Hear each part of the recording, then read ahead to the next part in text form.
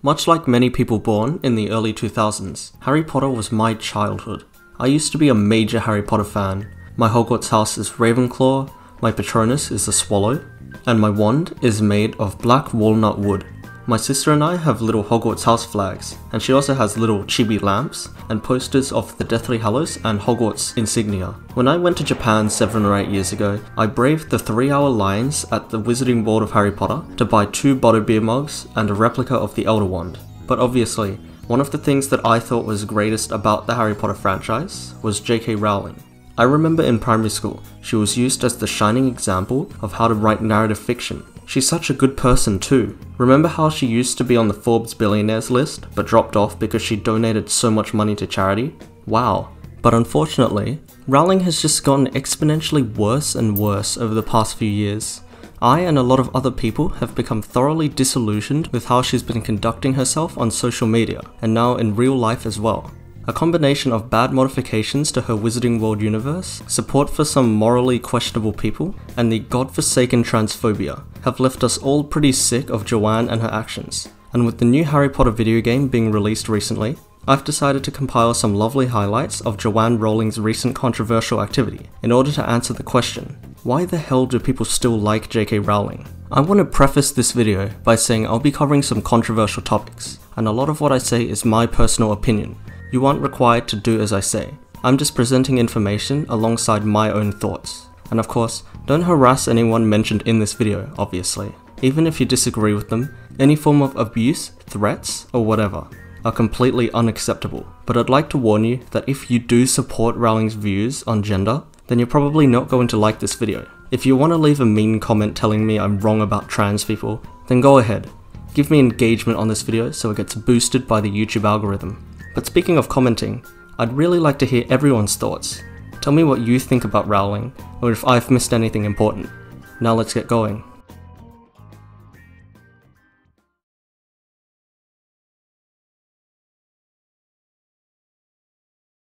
Okay, so ruining might be a little too strong of a word to describe how J.K. Rowling treats the Wizarding World. More so, she just tampers with the universe to the annoyance of the general audience. For example, Hermione's race. Harry Potter and the Cursed Child is a stage play made in 2016, and honestly, it's kind of a disaster in and of itself, but I'll touch on it later. I want to focus on the casting, in which Joanne was heavily involved. She decided to cast Noma Dumezweni, a Swaziland-born British actress, as Hermione Granger. Obviously, a lot of controversy was sprung due to the outrage that Hermione, who had originally been portrayed as white in the movies, had been replaced by a black actress. I should say that I'm definitely not against racial representation in media. I think it's actually great if you can include someone of a different race in a movie, show, game, etc., as long as it fits naturally in the story. Emphasis on fitting naturally in the story. The issue here isn't specifically the matter of Hermione changing race being a bad thing. The issue is that it contradicts many previously established parts of the series. You see, J.K. Rowling wants you to think that she never specified that Hermione's skin color was white, and she's just plain wrong. In many interviews speaking out against the backlash, she likes to argue against one very weak piece of evidence that Hermione turned white out of fear, not because she's white by race. Well, Joanne, how about we look at some more conclusive evidence?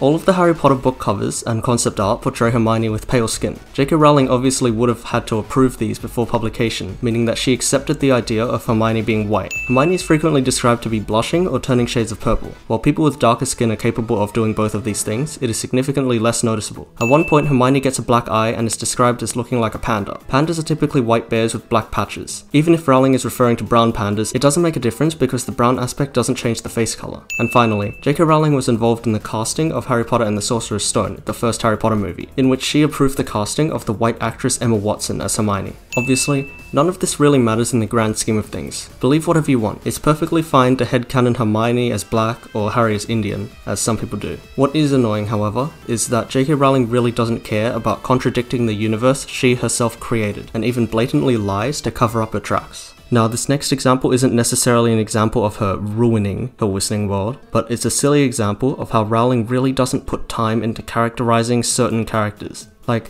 why is the only Asian character in the series given the very stereotypically Chinese name Cho Chang? which is essentially just two surnames put together? Why is the Irish character named Seamus Finnegan, which is the Irish equivalent of John Doe? Why is the supposed Jewish character called Anthony Goldstein? His religion was only confirmed in 2004 after all the books had already been written, and it's especially weird since no other wizard in the entire series seems to celebrate a religion. Why is the black character named Kingsley Shacklebolt, with a last name so obviously implicative of slavery? Oh, speaking of slavery, why did Rowling sneak slavery themes into her books? House elves are essentially slaves who enjoy being enslaved, which is definitely a problematic theme to write about. And even in The Prisoner of Azkaban, where there's an arc about Hermione trying to free the house elves from the Hogwarts kitchens, she doesn't even succeed, and it's more a story about how Hermione did activism wrong than it is about the rights and freedoms of a literal species of slave creatures. Okay, now we can talk a little bit about Harry Potter and the Cursed Child. Honestly, a sequel to the Harry Potter series genuinely wasn't a bad idea from the start. I'm sure a lot of people would have been happier with a prequel series, possibly about the creation of Hogwarts, but a story about adult Harry and his children could have been interesting.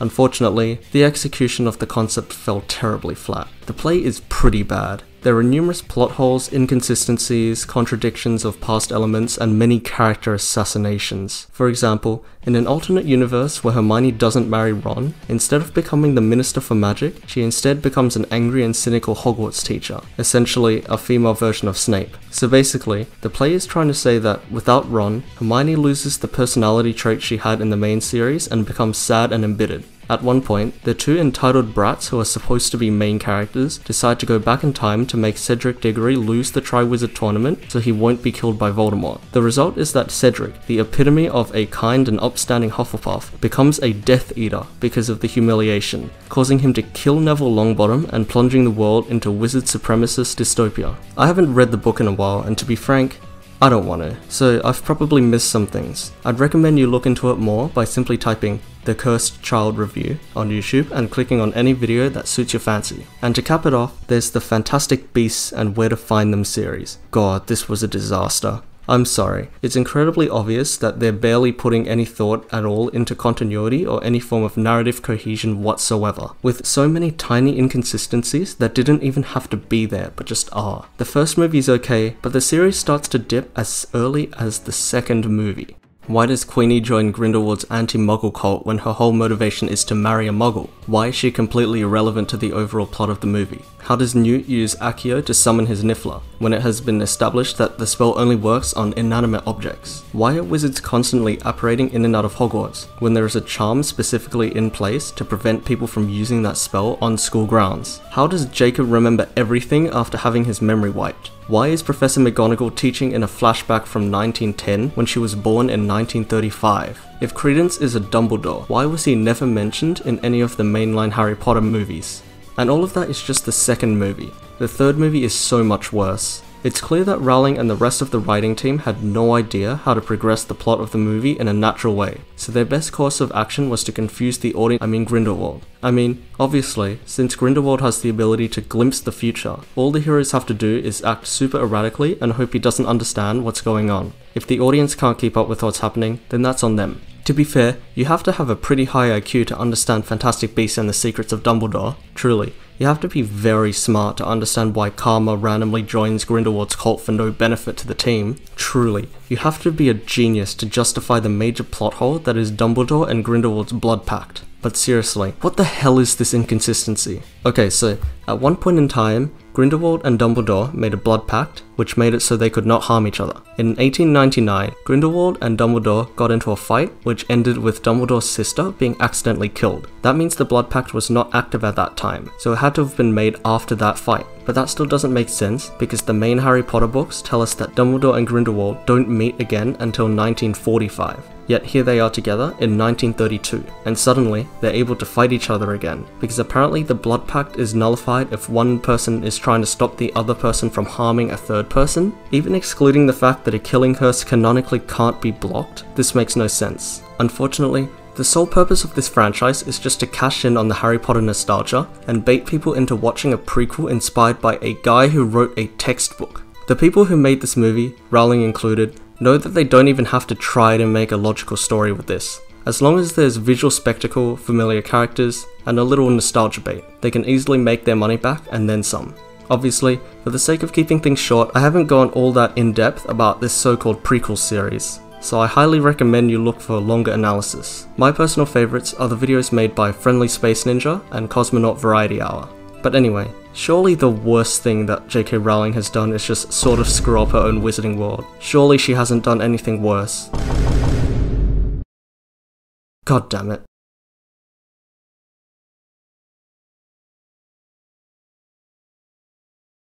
Obviously, this entire video is based around my personal opinions, but this section is probably going to be the most divisive. This whole issue revolves around whether you believe that trans people are allowed to identify as the gender that they want to be identified as. Essentially, is a transgender woman a woman, and is a transgender man a man? I am not transgender, nor am I an expert on any LGBT topics, but I feel like you don't have to be a super genius to point out the issues with what Joanne is saying here. As much as she tries to deny it, J.K. Rowling is a transphobe. In fact, she's also labelled a TERF, which stands for Trans Exclusionary Radical Feminist, which essentially boils down to being a bigot who refuses to acknowledge the fact that transgender women are women. Or, as I will be referring to her, she is a gender critical person, which is basically the same meaning as TERF. It all started on June 7th, 2020, when Joanne took to Twitter to post about a website which said people who menstruate, apparently mocking the fact that they didn't use the word women. Even after receiving backlash for this completely out of nowhere tweet, Rowling proceeded to double, triple, and quadruple down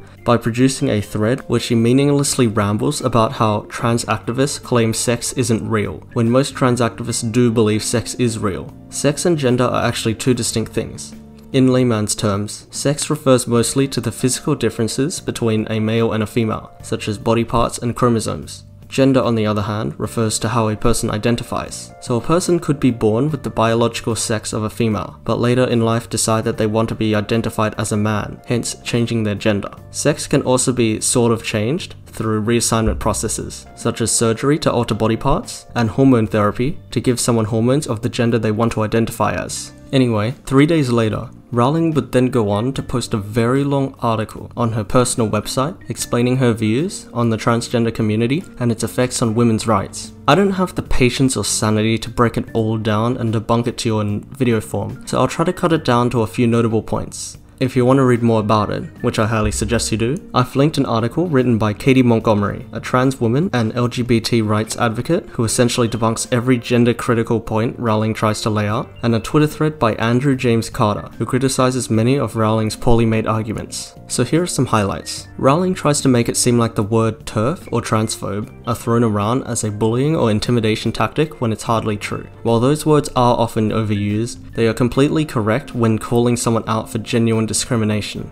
Just like how you would call a racist person a racist, or a misogynistic person a misogynist. It's only right to call out a transphobe or gender critical person as a transphobe. Rowling here is just trying to downplay the severity of the word. Rowling also argues that LGBT topics should be kept separate from schooling or children in general, because she has deep concerns about the effects the trans rights movement is going to have on both. What she's saying here is genuinely harmful, because educating children about LGBT topics is unequivocally a good thing. Early education about LGBT rights would dispel social stigmas and stereotypes from a much younger age. As Katie Montgomery writes, I grew up in the area of Section 28, a horrible and oppressive law that made it illegal for schools to even acknowledge that LGBT people even existed. This meant my only understanding of what an LGBT person was from American films where trans people were presented as perverts or a joke, and from my classmates who told me that being gay was bad. Generally, non-specific concerns about what might happen if we were to teach children about LGBT people would have been used to oppose LGBT rights for decades and beyond, and it comes from the fear that the reason anyone is LGBT is because they have been tricked or brainwashed into it. This is unambiguously and demonstrably false. You are born LGBT or you are not. Teaching kids about LGBT people, who may be their parents, teachers, friends, etc., or even themselves, is clearly only beneficial to children. Letting kids be kids requires letting LGBT kids be LGBT kids. Furthermore, Rowling implies that she stands up against trans activism because it might infringe on her freedom of speech and the freedom of speech of women. This is really ironic, seeing as a key motive of trans activism is making it so that trans people can have a voice, after having been oppressed for so long by gender critics like Rowling herself. And finally, Joanne likes to use big statistics to try to convince you that rates of people transitioning are skyrocketing because these people's environments make them think that they want to identify as the opposite gender. Rowling frames it as some sort of fad brainwashing, where swaths of people are just suddenly deciding to transition because they feel like it, only to later regret their decision. Her reasoning is incorrect.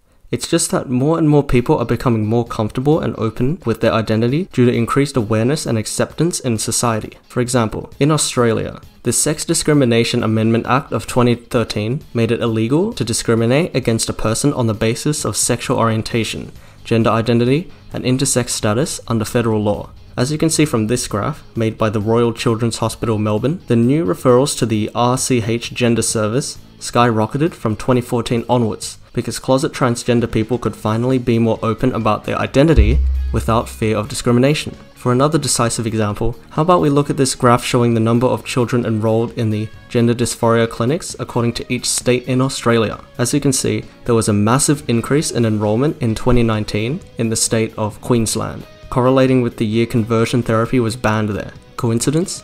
I think not.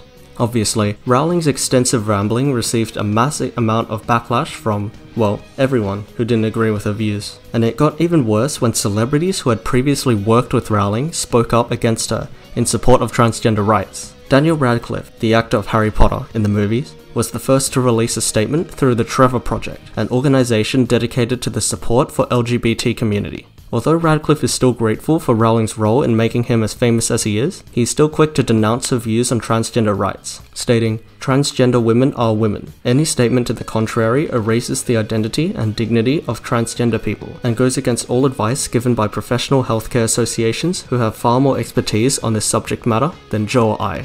Emma Watson, the actress of Hermione Granger, followed suit by tweeting her support for her trans followers, as well as encouraging people to donate to the charities Mermaids Gender and Mama Cash. Ginny Weasley's actor Bonnie Wright also took to Twitter to voice her support for her transgender follower base, and Ron Weasley's actor Rupert Grint gave a comment to the Sunday Times of similar note.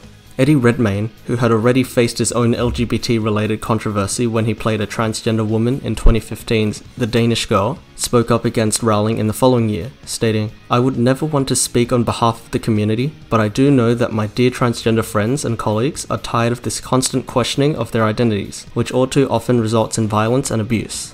Even Warner Brothers gave some sort of response to Rowling, though it's not very good. In a statement to Variety, they vaguely allude to Rowling's gender-critical stance and say some very broad affirmations and support for all communities and people, but never once using any words or saying anything that directly relates to LGBT topics. But on a more positive note, Stephen King got himself in a pickle with Rowling when he retweeted a post of her quoting feminist Andrea Dworkin. Rowling was overjoyed and tweeted her reverence for King, only for him to, on the same day, go against her gender-critical views by simply stating, "Trans women are women." This prompted Rowling to delete her tweet complimenting King and subsequently block him. And of course, we can't forget the Twitter rant Rowling went on in early July of 2020, where she likens hormone treatment to a new kind of conversion therapy for young gay people who are being set on a lifelong path of medicalization that may result in the loss of their fertility and or full sexual function. She's basically implying that a lot of these people are going to eventually regret transitioning and try to detransition, conveniently leaving out the fact that detransitioning rates were at a very minute 0.04 to 0.08% during 2020.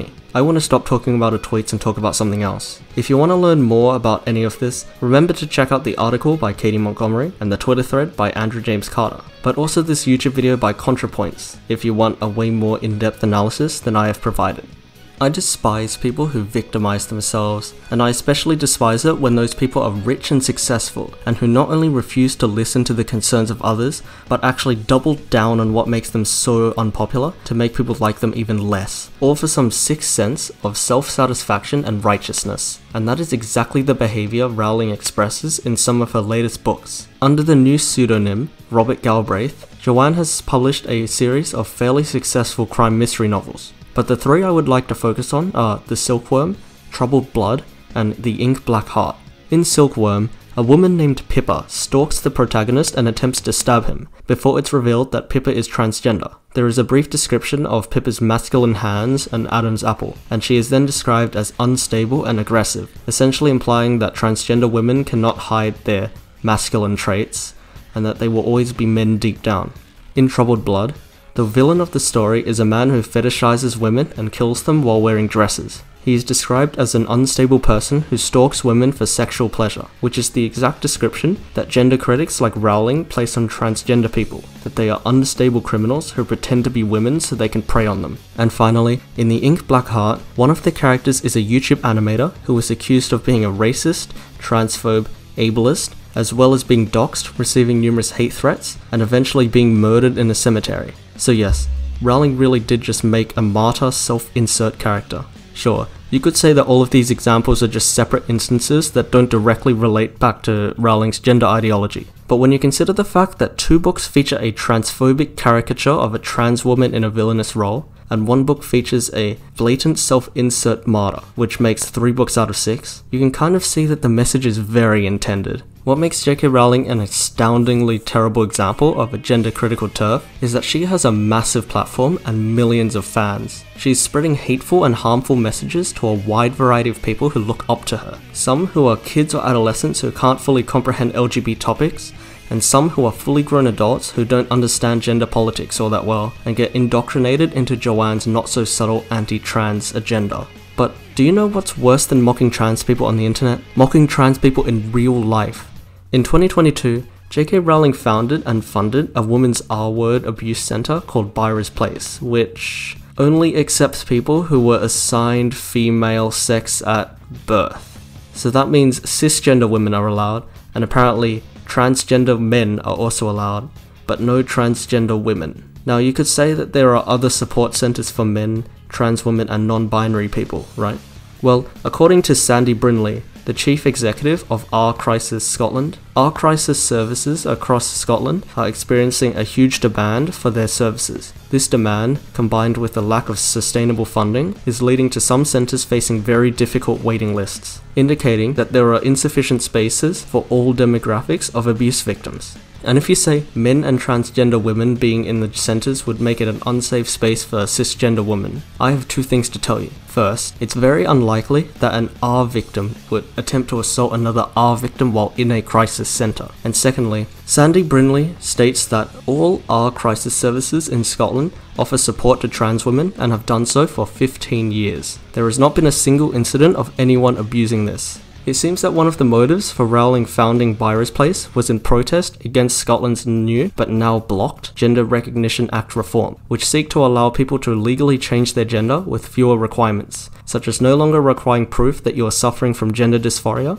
and no longer needing to live for 2 years as the preferred gender prior to legal gender change. This is a highly controversial subject and a very long one as well, so I don't want to get too into it. All I'm going to say is that the main issue that the gender critical people have with this policy is that it makes it easier for men to change their gender so they can gain access to women's facility and prey on women. The only response I'm really going to provide on this situation, because I don't have time, is that other countries, such as Australia and New Zealand, have much more lenient gender rules than Scotland currently has, yet there have been very few to no issues with assault by trans women. So there's pretty much the basic extent of Rowling's transphobia. So let's move on to some lovely people Rowling supports.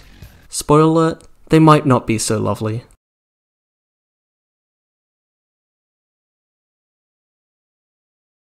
Joanne Rowling is friends with a lot of pretty bad people. They're all fellow gender critics, but let's go more in depth about these great individuals.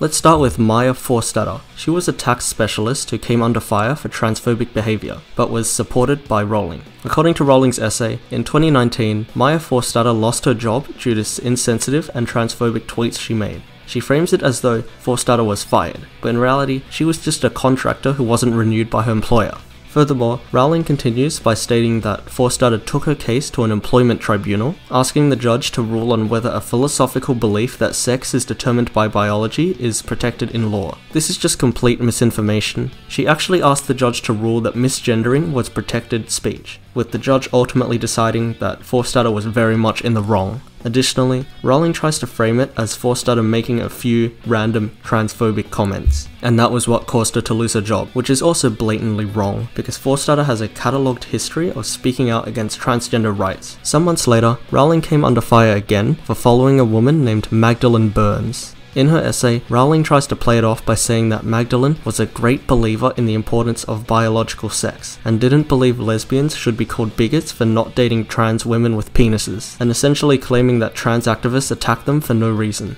Unfortunately, Magdalene Burns is no longer with us due to a lethal brain tumor, so her passing obviously should not be disrespected. However, as much as Rowling tries to downplay Burns' beliefs, it is undeniable that Burns was also very gender critical, possibly even more radical than Rowling. Just from the few available tweets, it is very clear that Burns rejected any possible idea that trans women could be considered women, to the point of considering them as men acting like women for sexual kicks, and comparing them to literal racial bigots. Magdalene was also a supporter of the borderline anti-Semitic conspiracy theory that Hungarian-American philanthropist George Soros was secretly funding a transgender movement to undermine the USA bureaucracy. It sounds like it doesn't make sense, because it really doesn't make sense. Remember that Rowling actually followed this person, got in contact with her, and seems to have a lot of good things to say about her.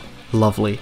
Then there's Lisa Littman. She's an American physician who Rowling mentions in her essay as someone who dared to challenge one of the central tenets of trans activism, which is that a person's gender identity is innate, like sexual orientation. Essentially, Littman wrote a research paper about a theory called Rapid Onset Gender Dysphoria, ROGD, which boils down to the idea that external factors like friends and social media can make someone want to be transgender. As you might expect, there were a lot of flaws in the paper. First off, the World Professional Association for Trans Health states that ROGD is not a medical entity recognized by any major professional association.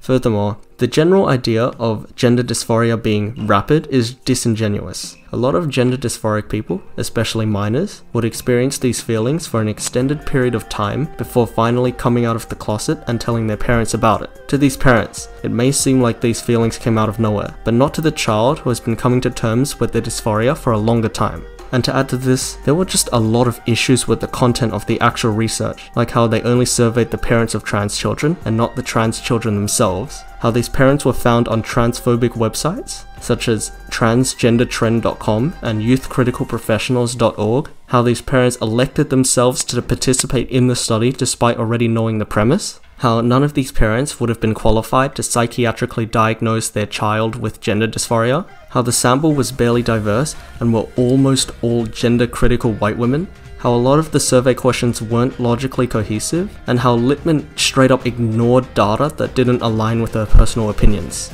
And finally, Rowling's most recent controversial alignment in this long train of friendships is Kaylee Triller, a founder of the Hands Across the Aisle Association, or HATAC, which, oh, what do you know, opposes transgender rights in the US. On the 28th of January 2023, Triller tweeted a picture of someone ostracizing her for saying she loved J.K. Rowling, prompting Rowling herself to follow Triller on Twitter and reply with, "Just followed you, welcome to the club." Now, Triller has gotten into a fair number of controversies, specifically around being a very ardent gender critic, and in particular, she is a vocal critic of the laws allowing transgender people to use facilities based on their gender identity. What isn't understandable is her borderline statutory R-word of a 17-year-old. Back in 2008, Triller was working for a Christian organization as a counselor for male delinquents aged 12 to 21. At one point, she got into a relationship and had sex with a 17-year-old, while she herself was 23. She found herself under investigation, in particular due to the fact that she used to be an authority figure for the minor. But the investigation was eventually dropped and she only received a strike from the Child Protective Services. However, as much as she claims to regret it, the relationship was very problematic and cannot be forgotten. And yes, I know there might be a thing or two about Rowling's associations with even more controversial figures like Marilyn Manson, Julie Bindel, etc. or something, but to be honest, I'm too tired for this. I recommend you check out a video by a YouTuber called Sean, who made a video about J.K. Rowling's new friends, if you want to know more about other problematic people Rowling supports. So let's get to the final section of this video.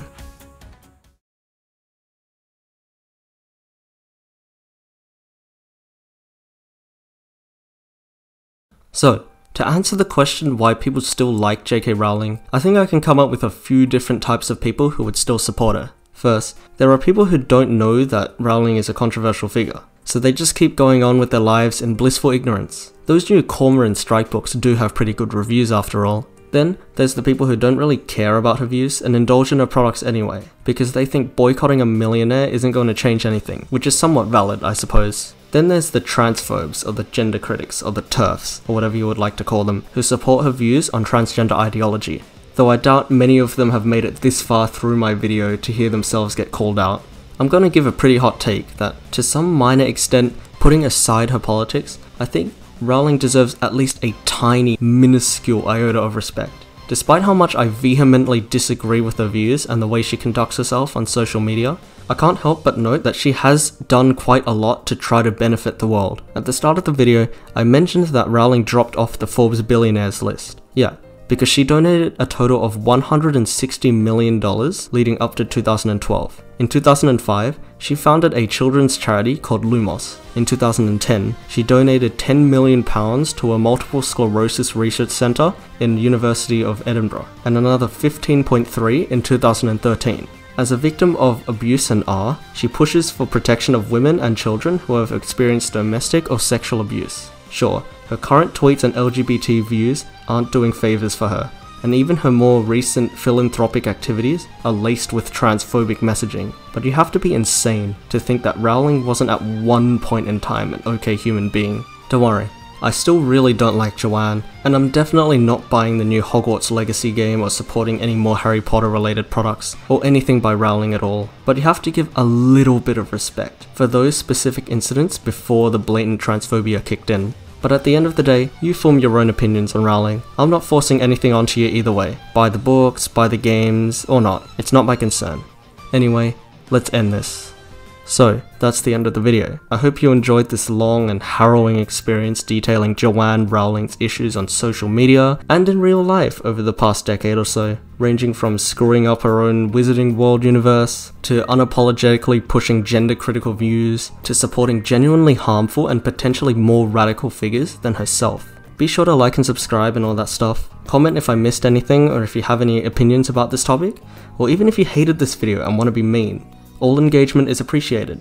I'd like to once again reiterate that I'm not forcing you to agree with me one way or another. You can choose how you perceive Rowling. I'm just laying out the facts and stating my own personal opinions of them. Now, as a final word before the video ends, I'd like to share a clip from popular Twitch streamer and YouTuber RTGame. He's trying to make Rowling a new swear word, meaning someone you genuinely don't want to mention because you're so disappointed to even say their name. Alright, see you in the next video.